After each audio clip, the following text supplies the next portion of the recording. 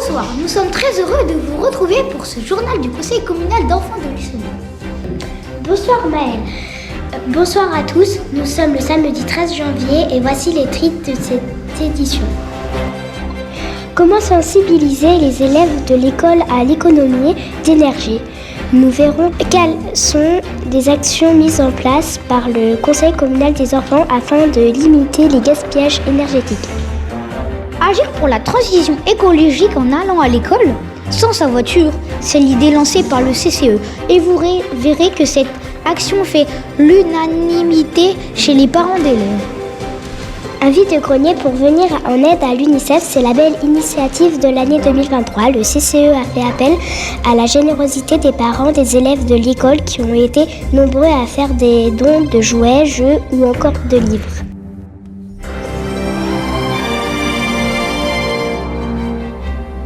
Lutter contre le gaspillage énergétique, c'est l'affaire de tous. Et ça commence à l'école dès le plus jeune âge. Alors, quels sont les gestes à adopter au quotidien et quelles actions sont mises en place par le CCE? La réponse avec notre envoyé spécial, Jeanne. Jeanne, alors comment est-ce que le CCE de Lucenay agit pour sensibiliser les élèves de l'école au gaspillage énergétique? Il semblerait que nous ayons un petit problème technique. Jeanne, vous nous entendez ? Oui, tout à fait, je vous entends. Alors, je me trouve à Lucenay et je suis avec Licia et Diane qui sont élus au CCE.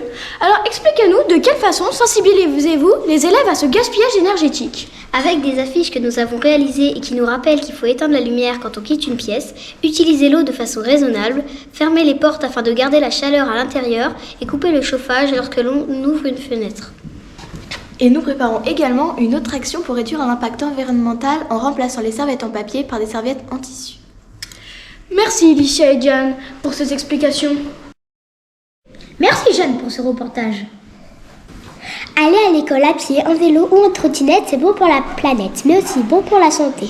En effet, de récentes études démontrent que laisser sa voiture à la maison et utiliser sa propre force pour se rendre à l'école présente d'étonnants avantages pour les parents, mais aussi surtout pour les enfants. Alors, quelle action le Conseil communal des enfants a mis en place? Nous retrouvons sur place notre envoyée spéciale, Céleste.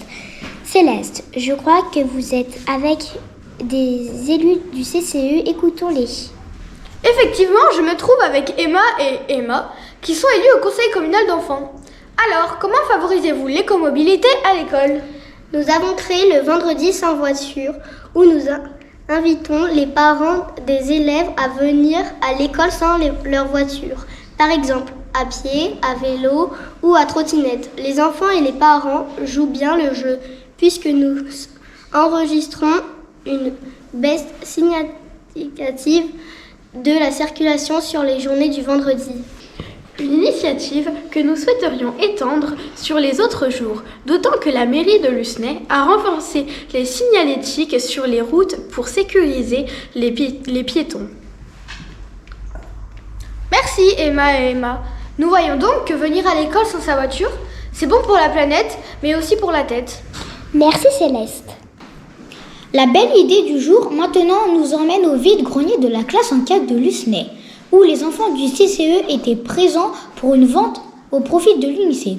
Rejoignons tout de suite notre envoyé spécial, Clémence. Alors Clémence, comment a été préparée cette vente au vide-grenier?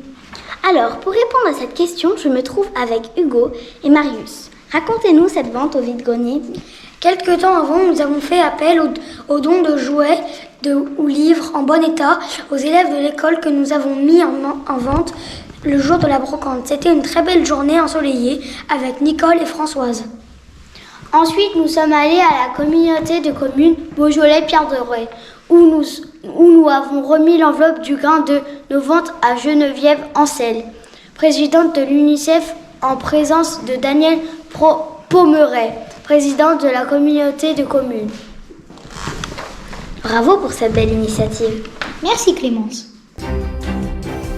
C'est maintenant la fin de ce journal. Merci de nous avoir suivis. Dans un instant, la suite des vœux du maire, présentée par Valérie Dougelet. Quant à nous, il ne nous reste plus qu'à vous souhaiter une très bonne année 2024. À bientôt.